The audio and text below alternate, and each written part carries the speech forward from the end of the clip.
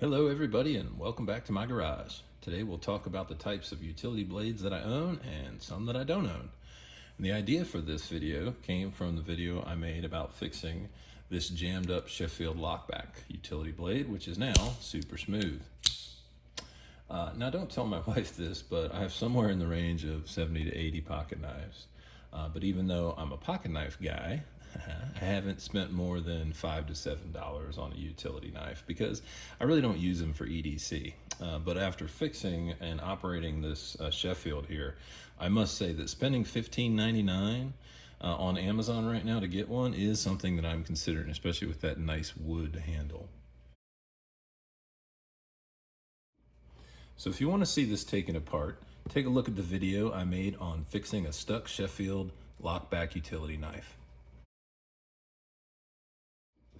Now, you'll notice this Sheffield says patent pending, and I found the actual patent that was later awarded to Great White Saw Manufacturers Incorporated in September 2004, which means it's just over 21 years ago.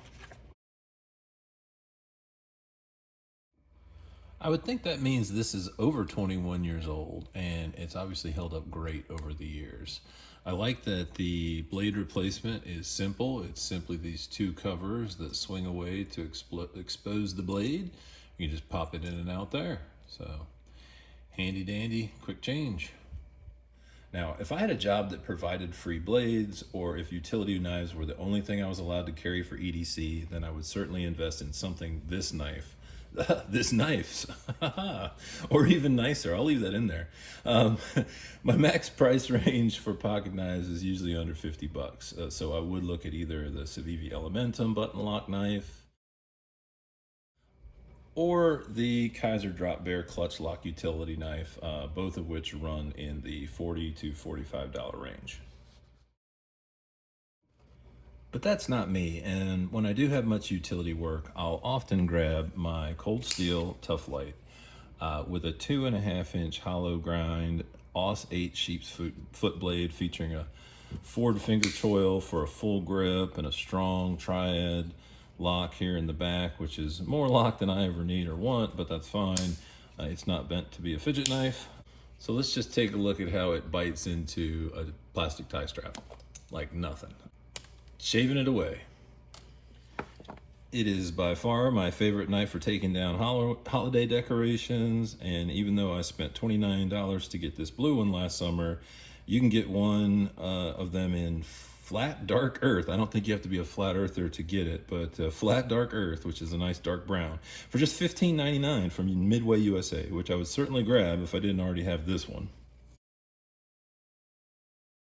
But back to the utility knives I do own. They're certainly of a lower tier than this Sheffield.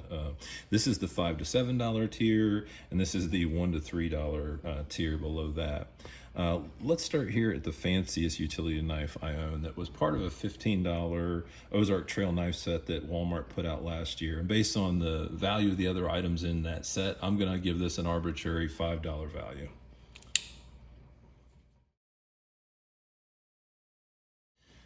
Besides this folding utility knife, there was a decent liner lock folding knife in there, a pocket knife with steel handles. It had a set of multi-tool pliers in a sheath and a pretty cheap flashlight.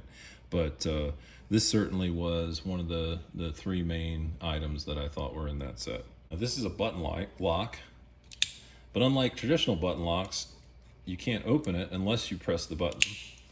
This also has stops for 45 degree. And 90-degree cutting. The blade change is really simple. Just pull that up, slide the blade out, put a new one in. Plus, it has storage for additional blades in the handle. Very convenient. And it even has these Phillips and slotted head bit drivers built into it that you could use for some light duty tasks. I'm not sure I would try to break the rotors loose on my truck, but certainly something smaller, tightening or loosening, this would be great for that. I recommend you watch the Walmart site over the next few weeks as we lead up to the holidays for what other knife sets they may come out with. Each year, the 1 or 2 sets are usually a really solid value, and they make for great gifts. I mean, people will fight over these sets at White Elephant gift exchanges, trust me. All right, now these two here in the middle are pretty cool because they are slim and sleek. They feature pocket clips. They are button lock. But like this button lock over here, you can't open it unless you hit the button. So the button's sort of there as a safety to prevent it from opening inadvertently. But that means you're not able to throw it out there without pressing the button. That said, I really like how sleek they are. I like how easy it is to change the blades on these. You simply, pull up here and you can slide the blade right on out. You can find this type on Amazon for typically right around $5 a piece. I think these were 3 for 15 and these were 2 for 10. So again, right around the $5 range.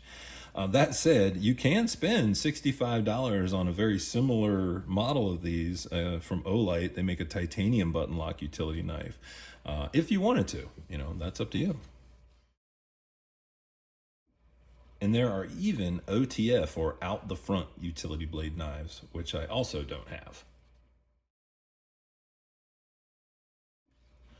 But before you buy one, look at which blades they support. I've seen people in product reviews for the $30 Nedfoss OTF complain that it only takes a 61mm blade and their work provides free 65mm blades, so they have to buy their own blades to use it.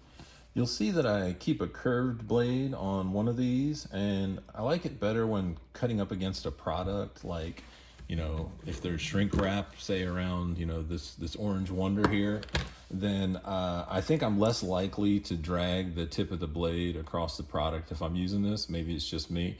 I also, for some cutting tasks, just like the way the curve kind of pulls the material in.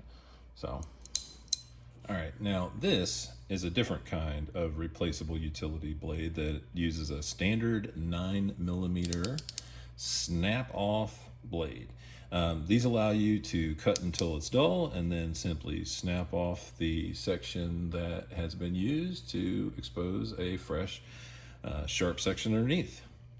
To snap off the old section, I extend just the section of the blade that I want to remove. Then I use needle nose pliers in a parallel alignment with the scoring marks. So, right across the blade like that, and then snap, fresh section. This XA-1 from OLFA is available for $7 at Lowe's.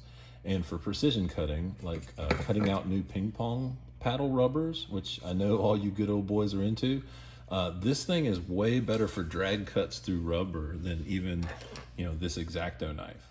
And even though you can replace this blade with a standard 10-150 snap off blade that, not too hard to get at actually in here. Typically what I'll do though is lose or break these before I ever actually, get to a point where I can replace the blade, sadly. So, but really easy to do it, just to replace it, just pop it right out.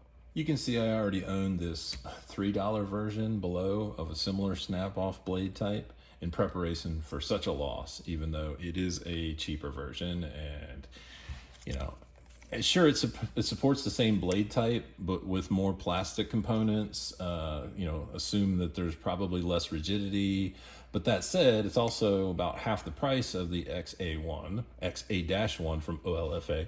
It's also lighter and more compact. So, it's not a bad option. And here is the time-trusted, tested Stanley number 199 utility knife here. Which I believe you can walk into almost any Ace Hardware in the country with $3 and walk out with one of these, or something comparable. You'll notice I don't have the retractable blade because I don't care for retractable blades, at least not for anything bigger than this little keychain knife here, okay? And the reason is because, well, I don't want this to ever jam up. The worst thing you want is for your blade to get jammed up in cardboard and all of a sudden it retracts when you don't want it to, or the retracting mechanism is the reason it's jammed up. And I want absolutely zero blade play in this blade in anything I'm cutting. Now, if you like retractable blades, that's fine, great, good for you.